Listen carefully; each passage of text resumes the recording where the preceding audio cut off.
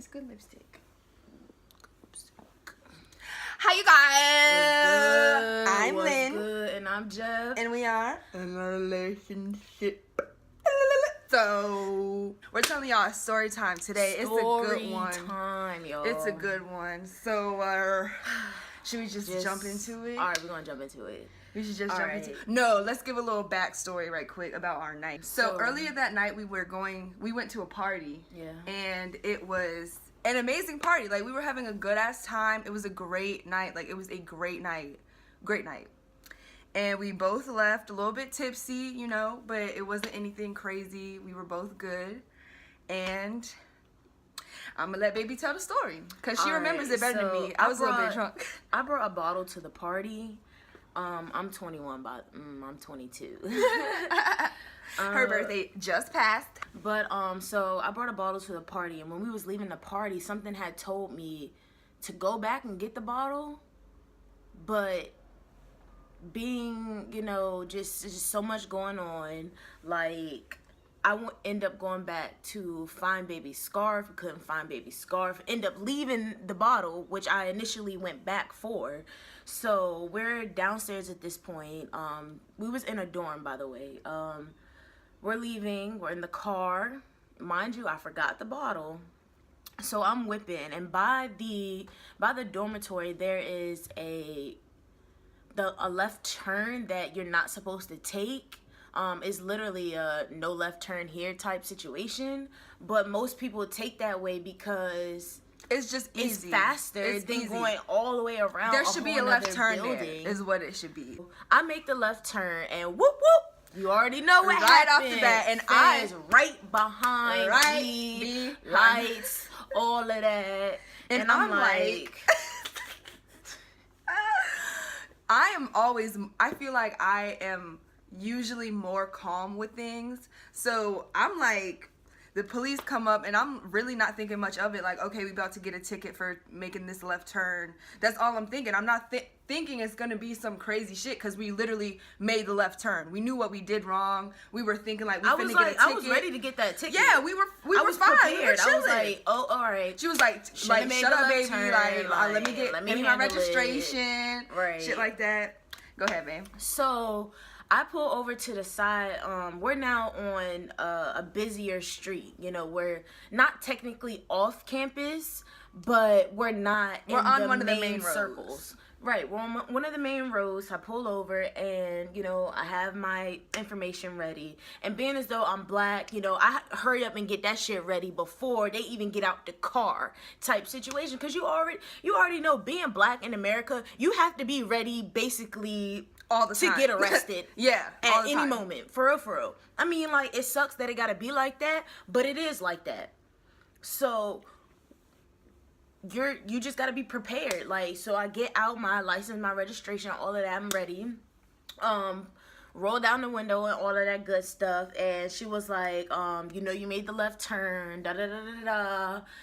And I was like, yeah. There's no reason, like, I don't have an excuse to, you know, my actions. I know I messed up, and I'm expecting that we about to, you know, I'm about to get my ticket. No, y'all. After she told me that I made the illegal left turn, she comes up with some, like, bullshit talking about this is a lady cop, by the way. So the white lady cop is like, so we're doing, you know, random searches, and you guys just had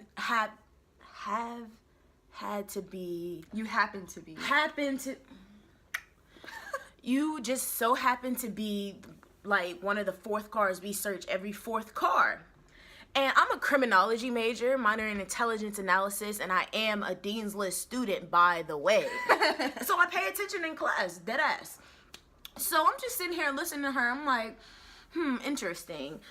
So basically what I'm getting out of this is that she's about to, you know, search me. Just because I so happen to be the fourth car. And, you know, that's honestly bullshit. So I could have said no. Because it wasn't a checkpoint, but That's what she There was was claiming. no other cars outside. There was no, what's the word? Reasonable suspicion that we were smoking. Ain't smell like nothing. We didn't smell like alcohol. We didn't smell like alcohol. Like none of that shit. There was so much happened that night, y'all. So much happened. So what happens next is she's like, oh, so you don't have any reasonable suspicion, around your car. No reasonable expectation of privacy. You don't have. What the fuck does that? I can't believe that's a real thing. Reasonable expectation of privacy around your car, which means, like, say your car was sitting in a parking lot and you had drugs in your car or whatever, and they just so happen to bring a canine wherever your car was parked. They could bring the canine around the cars, and if a canine suspects something is in your car, they're searching that bitch. They're searching that shit. So I'm like, well, I already know that. I know I don't have anything on me because at that point I had stopped smoking. I had stopped smoking at that point. And we do not smoke in her car. Clean. I was not smoke months in her car. Clean. I'm like, okay, so I'm thinking she about to, search around my car and all of that shit. Nah, bruh. We have to get out of the vehicle for them to search around the car. And you know what happens next, yo? We get searched. Me and her, they're doing, pat downs. It's basically a stop and frisk. So I'm like, you know what? Whatever, do what you do. So we're getting patted down and all of that shit, and this woman right here, she starts to get worked up. Y'all, like, I said I was a little bit tipsy, but I was pretty, like, I wasn't drunk, but I was like, it was at a good level. I was at a good level. Like, and so I really don't even remember how I started talking. The dude comes out of the car and he comes up to us, and I'm like I was literally just asking, why are y'all doing this? Literally, like, the whole night was so fucking confusing. They didn't have a reason to do any of what they did. Nothing. So I'm literally like, why are y'all searching us? Why are y'all searching the car? Why are we outside of the car for an illegal left turn? And then I'm really going off. I'm like, I really do think it's because we're black. And then, mind you, it's December. So it's cold as fuck outside. It is cold outside. as fuck outside. It is cold as fuck outside, okay? So dude's like, oh no, I'm like, I really think you're doing this because we're black. Like, and then he's just saying things like, it doesn't matter. It was a stop because one, you had made that illegal left turn, and we were doing these random checks, random searches or whatever, some shit like that. Obviously we didn't have nothing on us, but here comes the drug dog. Here comes the little fucking canine. And there's a person that handles the dog. If y'all know, like, when canines, you have the canine specialist who's bringing the dog around. So that's three cops around our car for an illegal left turn. And one canine. So canine starts walking up. I said, is that a drug dog? I said, is that a drug dog? Why is there a drug dog coming? And then the male cop he started walking to the other cop with the dog, and I was following him. I was asking him questions. And she was honestly accusing them of being racist. Yes, I was, because they were. They should have used their words differently, because this nigga says to me, what did he say? It was so slick. He said, you best to back up if I was you. That's exactly what he said. And I said... And I was like, hold up, man. And I just started crying. Why it even gotta be like that? I just started crying. Like, first of all, I just made an illegal left turn. I'm out the car at this point. I'm getting searched. I'm complying to all y'all fucking bullshit. And I was telling the officer, I'm like, I'm a crim major. I understand what's going on. Like... And she was also I've done this for 4 years, but I also know she's an integrative studies major, and what that means is that she studies the integrative studies major, specifically social justice and human rights concentration. And she's telling the cops this, like, she's talking like this, she's asking you these questions because this is what she's passionate about. And then the cop says, well, how much has she had to drink tonight? And I say, so I gotta be drunk to be passionate about something, to ask you questions about something that's clearly wrong? What? Talking to her, not even me, standing right there. They didn't address her, and they're standing like this. I'm all the way over here. Right next to me. The nigga's right next to me. Right next to me. How much has she had to drink? Come on, man. And even if she would have said something, that would have been self-incriminating, which is another law that they're breaking. Not only did they lie about, a fucking checkpoint, but they're talking about how much have you had to drink? Like, she gonna sit there, 4 cups of, like, come on, bruh. Like, and I wasn't even driving. Like, I wasn't even driving. It wouldn't even have mattered. She was fine. So, okay, the drug dog goes around the car, has a hit. How? There's no weed. We don't smoke in the car. I don't smoke in my car. So the officer's like, you have anything in the car? And baby's like, I have some, like, keef from a year ago, and I'm about to give it to you right now. It's in an eyeglass case. And she handed it to her, and that was that. She's like, I'm not going to charge you for possession, even though we found marijuana, blah, blah, blah. 1, they didn't find marijuana. She handed it to them. And 2, there wasn't even enough to be charged with. There was like, I can't even measure it. There was like specks of weed in a piece of paper. Just imagine. Like a piece of paper you roll with. Imagine that. Just literally like little flakes of weed and shit. Like, when I say the most minuscule of minuscule, it's like if you walked up to your dresser right now and you saw a little bit of dust on that bitch. That's how, like. After that happened, at some point, me and baby get back in the car, and they're saying, just wait. And I'm like, baby, I really gotta pee. She's like, you gotta hold it. Like, you gotta hold it. I mean, there's no other, you have to hold it. And I have a very, very, very weak bladder, okay? Like, I always have. I don't know what. So when you put alcohol into my system and I have to pee really bad, yeah, I have to go. Like, I have to go now. So I get out, because I'm like, I didn't even tell them the part. What part? The waiting part. I'm we not was done. Hysterically crying. Oh, yeah. The reason what prompted us to, you know, be as emotional as we were was that night, you know, when Lindy was asking those questions to them, and I'm telling them, you know, I'm a crim major. I understand you have to go through these procedures, but at the same time, I feel like this is specifically targeting me and my girlfriend, because we didn't have to, like, everything that happened didn't even have to happen. You could have just wrote me a ticket for my illegal left turn, and we could have kept it moving. Completely compliant of everything, and they were so fucking nasty the whole time. And forgot to say, when I was saying, like, I really do think it's because they're black, and the white cop is saying it's not because you're black, blah, blah, blah. I'm a person of color, too. She had blonde hair, blue eyes type shit. Even if she was a person of color, she could have, like...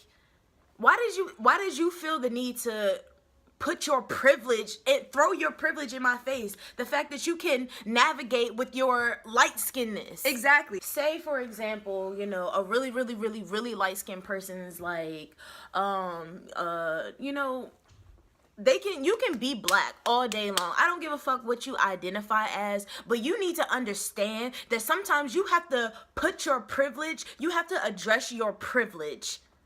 Sometimes you have to say, I understand that I'm light-skinned, and because I am light-skinned, I can move and navigate in ways that other people that are darker than me cannot. Like, you don't need to say that to me. I'm already black. What are you proving to me? Exactly. If you are a person of color, you don't have to throw that in people's face. You know who you are. We're in the car, we're crying, we're like, I can't believe this happened, like, no, dead ass, like, y'all, like, boo-hooing, like, we did not know what just fucking happened. Let me tell y'all, baby was on some, I'm ready to die for this shit, like, I'm black and I'm proud type. She didn't tell you that. Like, no, I didn't. Look, she was getting. I don't care who I'm talking to. I'm just like, baby, shut up. Shut up. She's yelling at me. Shut up, because you're gonna say something that's gonna piss this white man off or this white woman off, and you about to be sitting in the back of this car, and I'm gonna have to be calling your mom talking about Lindy got arrested for X, Y, and Z. No, but really, I'm really that type of person where, if it's something that I gotta talk about, my mouth just be going. And I don't care if it's to a mama, to a person, to a cop, to anybody. And I was really ready to go to jail that night. I'm not about to hold my tongue when we have racist cops right in front of our face. I was not about to shut up. But, you know, baby convinced. Baby was yelling. Baby was yelling, y'all. Baby was screaming yelling at her from the top of my lungs. I was like, shut, in front of the cops too. In front of the cops. Like, baby, shut up. They're white. They don't understand. It's just like, And this is like no offense to our white followers, subscribers. Like, there are racist cops and we are black, and this situation happened. And yeah, so we're not even done with the story. We're not even half. This is halfway. Done. This is at the halfway point. We're halfway there. Like, I love all people. I don't care what color you are, what you identify as, because you know sometimes I'm female, sometimes I'm non-binary. Like, I pick and choose because I feel like I have that right to do as such. It's my body, and I'm the only one that should police it accordingly. Oh, that was cute. I love all people, but like sometimes I feel like white people do not understand that they have privilege, that they talk to people in certain type of ways that that person would not have been able to do back to them. I just feel like, you know, everything could have happened differently. We skipped a part. While we were standing outside for the duration that we were standing outside, the actual county police pulls up. And there's a cop and a dog outside, and us too. And the Fairfax County Police driving by says, what did they say? Are you guys okay? Not even addressing us. Talking to the cop. So the fact that Fairfax County Police pulls up and asks the white cops, are they okay? As if, you know, we're the ones, you know, like, just because they have a dog here, they think we're the criminals, and we ain't do nothing. We didn't do nothing. They pulled up with a swiftness as if they was ready to tackle us. And we're just standing there. Like, literally. Standing there. Literally just standing so there. maybe this can kind of put in perspective for our white followers, or, you know, those who are white who are watching this right now. Like, this shit is real. Mm-hmm. Racism is real, and it hasn't gone nowhere. It hasn't gone nowhere. Our bodies are policed way differently from y'all. I can walk in the store and get followed. Don't get me started. Do not. I'm not even gonna get. Yeah, this is a whole different spiel. This is a whole different spiel. I'm gonna save it for another video. Anyway, we in the car crying hysterically. Just, you know, we've seen this on TV. Just trying to like comprehend what literally just happened. Right. We're literally like. We're dumbfounded. Perplexed. We're dumbfounded. Perplexed. These are people that we're supposed to feel safe around. But our bodies are policed differently. And if you don't know what that means, I'm going to give you a book to read. And it's called Policing Black Bodies by Angela Hattery and Earl Smith. But, yeah, so in the car crying hysterically, and I'm like, baby, I have to pee. And when I say it out loud and I'm drunk, that means I got to go now or within the next 10 minutes.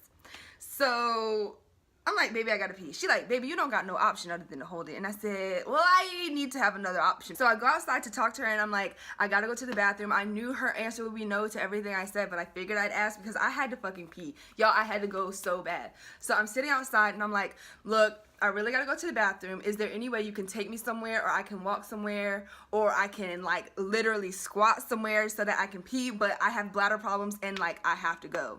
And this fucking lady says to me, I can't take you nowhere and you can't go nowhere, and if you pee outside, I'm arresting you for public indecency. And while that's going on, my car had broke down. Baby had called me a tow truck, the campus tow truck, to, you know, jump my shit. And the first time the dude came, his battery wasn't big enough. So he had to leave and come back again. So that's even more time that we're sitting with these feds. Because they couldn't leave until we left. So I asked, she said, if you pee outside, I'm arresting you for public indecency. And I said, so what you want me to do? Because I gotta go to the bathroom. And she said, well, I mean, you can walk to the closest bathroom. The closest bathroom was in an academic building, which would have been at least a 10-minute walk. Because all the dorm buildings are closed. I'm like, okay, I have no other option than to try to get to this bathroom. So I'm like, fuck, I can't believe this bitch is like, I'm like, my blood is boiling as I'm trying to walk to the bathroom. So I'm walking across the crosswalk, and I'm just like, I'm not making it to that bathroom. She didn't make it, y'all. I didn't make it. She didn't even make it a quarter of the way. I didn't even make it across the crosswalk. You didn't tell me that. look, like, what are you supposed to do? When I was talking to the lady cop, I was literally like my legs were crossed and I was leaning on the car. Like, I couldn't move. I couldn't do anything. I had to go so bad. So when she said I can walk to the closest bathroom, as soon as I started walking, I said, shit, well, I'm just gonna go. And I have no problem peeing on myself because, you know, I just said I have a weak bladder. It happens sometimes. All for an illegal left turn. A left turn. So, I'm walking, I'm still walking, and baby's car started, and I saw her turn around. So I, like, had already peed on myself, so I'm just walking, waiting for her to pull up on me. And she comes up, I get in the car, I said, babe, I peed on myself, and... Yeah. That's probably the worst day of my life. It was awful. It was nothing. awful. It's nothing like being a crim major, being a criminal justice related, being in that type of field and having those same people dehumanize you just because your skin color. As if I said, hey God, let me be black. But I'm going to be proud of it. Mm-hmm. And I'm not going to spend my whole life regretting that I have this darker skin complexion. That's just so, I can't even believe it's a thing we still have to talk about. It's ridiculous. It's childish because I have more melanin in my skin. That makes me less of a person than you.